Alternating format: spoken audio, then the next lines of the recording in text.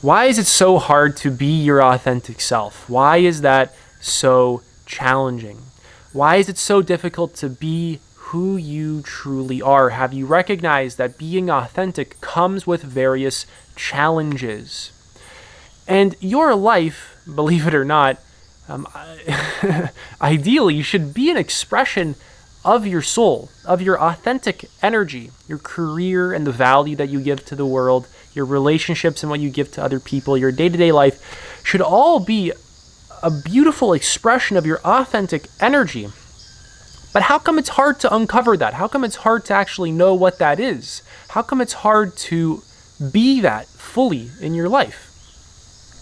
For a lot of reasons that we're going to dive into in this video. But before we talk about that, we got to probe into this whole thing a little bit more.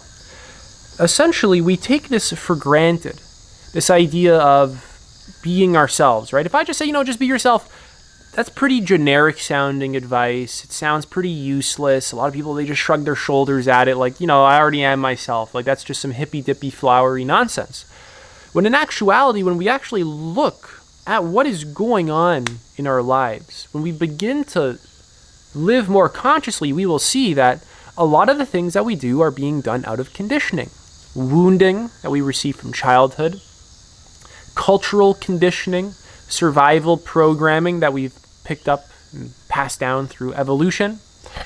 A lot of the things we do are not genuine to us. They don't actually reflect who we are. Our true desires, our true self, our real personality type, our authentic energy, our nature, our true nature. They're fundamentally disconnected from it. There's a sort of ignorance of what's true for ourselves. And without actually doing any self-actualization work, some self-transcendence work, some deep inner work, you fail to actually be authentic. This is something that must register in your mind, is that without doing the necessary inner work, you are not going to be authentic because the default position is basically acting out of conditioning. It's acting unconsciously. Without raising your consciousness, how do you expect to uncover your true self? See, your true self, you already are it, but it's buried beneath a lot of layers of conditioning. It's almost like if we have a diamond and it's buried in a large pile of dirt. We have to shovel that dirt, right? Shovel by shovel until we get to that diamond. Same thing with your true self. There's a refining process, there's a letting go process, there's a deconditioning process that must occur. There's a recognition of truth that must occur, of inner truth, of existential truth. And we'll talk about those two kinds of truths in this video, this inner truth and this existential truth. We'll talk about the existential one because that's the one I want to talk about right now. So we basically think, for the most part, that we kind of just are this human being. This is just who I am, right? But we're really not. Our identity, our identification with this, our mind, our body, is ultimately an illusion. It's a self-representation that our mind constructs, and that's it. It's a fantasy. It's constructed. It's something that we imagine. It's not existing objectively the way that we like to think. It's useful, and it's not something to absolutely abandon. It's practical, and it has use and value, but it's not true. It's not a real thing that's actually existing, right? So my name is Lucas. Lucas is a 5-letter word. Letters are symbols. Words are symbols. They are pointing to something that they themselves are not. That's the nature of symbols. A symbol is not the thing that it is attempting to represent. So I am not Lucas. That's a representation of whatever it is I am. Right? So as we begin to deconstruct the ego, our self-identity, we begin to realize more and more that all of who we thought we were wasn't actually who we are. A lot of the expressions that we did were actually out of conditioning, like I've said multiple times now, and not our true nature. Your true nature isn't something that can be captured through symbols or logic or the mind. Because your true nature both is prior to, completely one with, and transcends logic, mind, symbols, etc. Your true nature is just being. It's just empty consciousness appearing as form right here, right now. And without that recognition, it's impossible to actually be fully authentic, because you're going to be fundamentally deluded about who and what you are.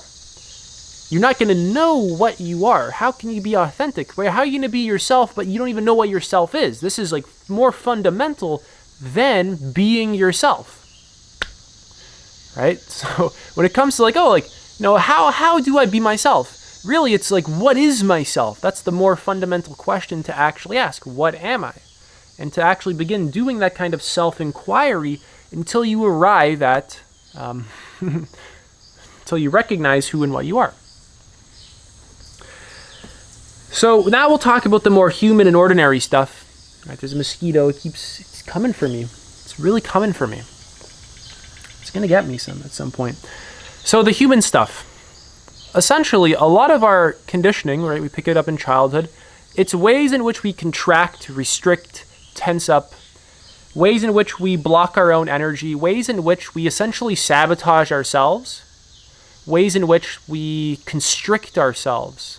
I really mean that, like, very literally. Like, we will quite literally tense up and constrict our physical body. And it's a fear that's controlling us. It's a form of conditioning.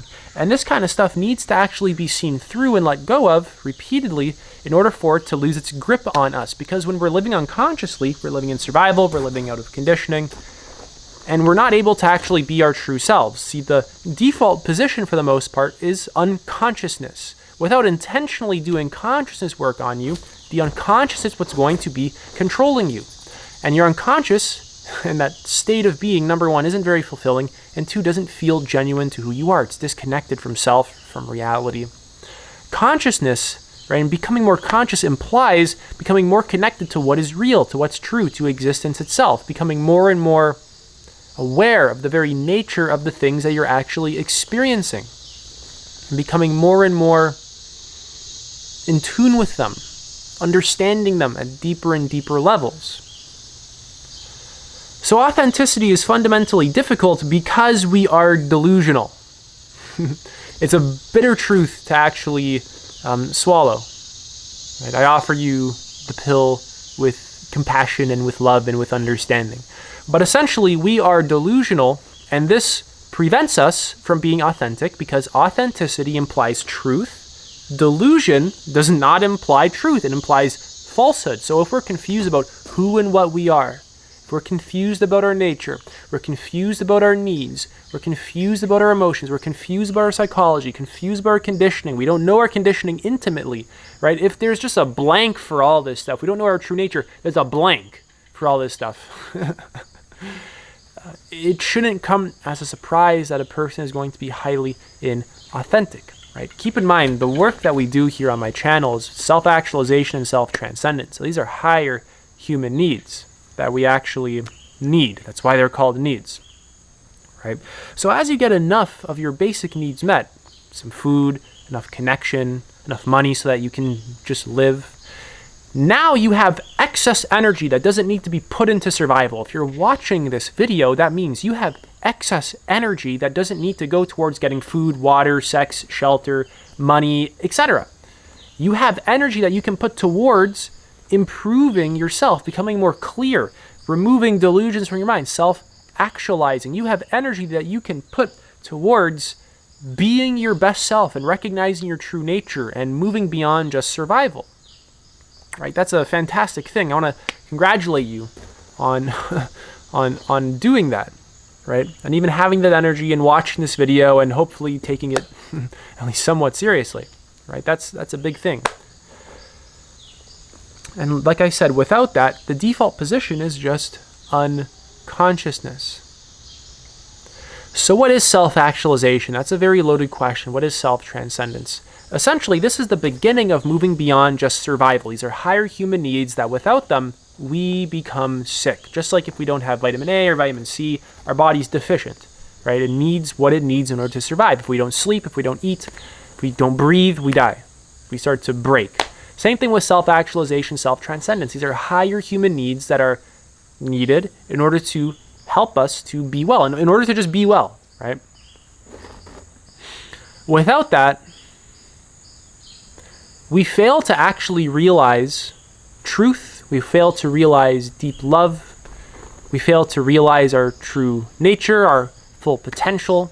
The absolute best parts of life go absolutely undiscovered because we're ignorant, we're stuck in survival. And as we self-actualize and self-transcend, right? Self-actualization is prior to self-transcendence. Transcendence is above self-actualization. As we self-actualize and self-transcend, this conditioning that we've picked up, we feel safe enough to begin to let it go.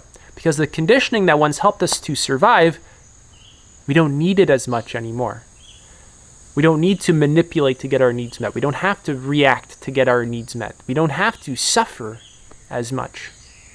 We're free to investigate the core roots of our suffering and begin to rip out those roots. We're free to actually investigate our reactivity. We're free to investigate our relationship to our needs. We're free to actually get our needs met in ways that are not so brutal, in ways that aren't so exploitative or manipulative.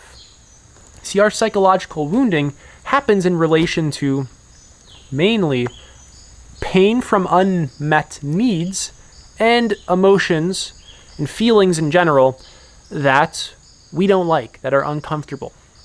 And then that doesn't really go anywhere. We continue avoiding the same feelings, and the ways that we try and get our needs met, if there's a lot of pain there, is going to be dysfunctional. The need doesn't go anywhere, and we're going to try and manipulate for it, or exploit for it, rather than being grounded, present, truthful, honest, transparent, having good communication skills, nonviolent communication, being non-reactive, all that. We're not going to have any of that awesome stuff. We're going to get our needs met in ways that create a lot of extra suffering that is highly unnecessary. So how do you be authentic and even get your needs met? Truth has to be number one here, because authenticity implies truth, like I said.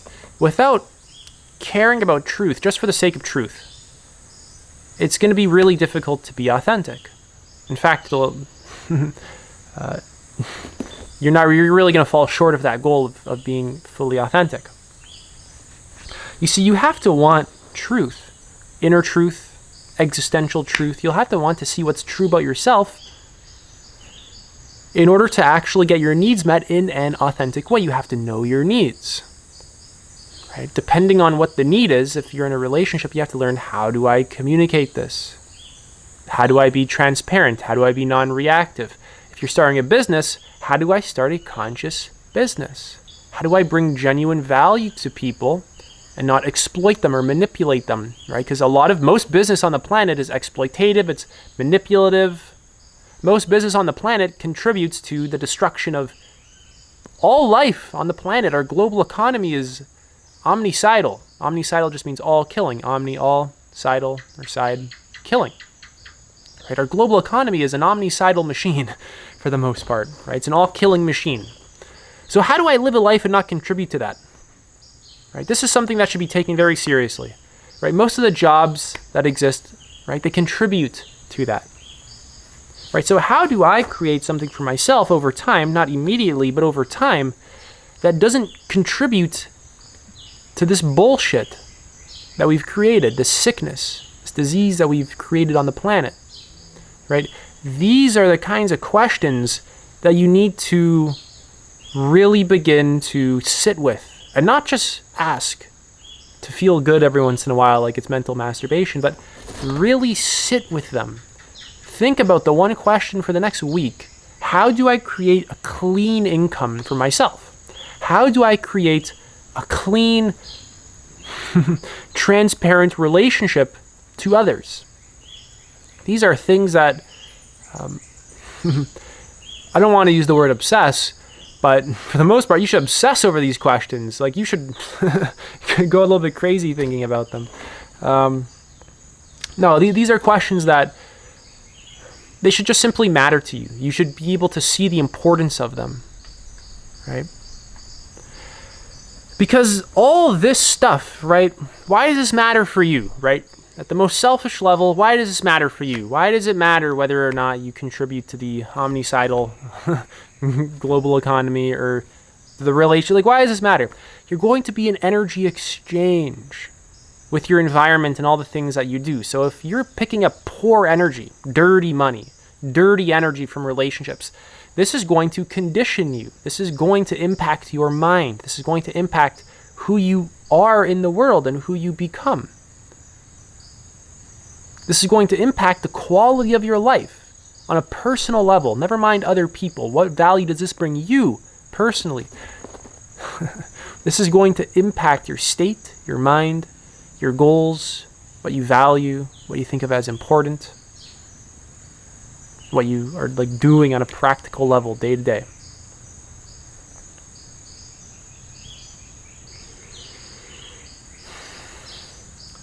So that's it for this video.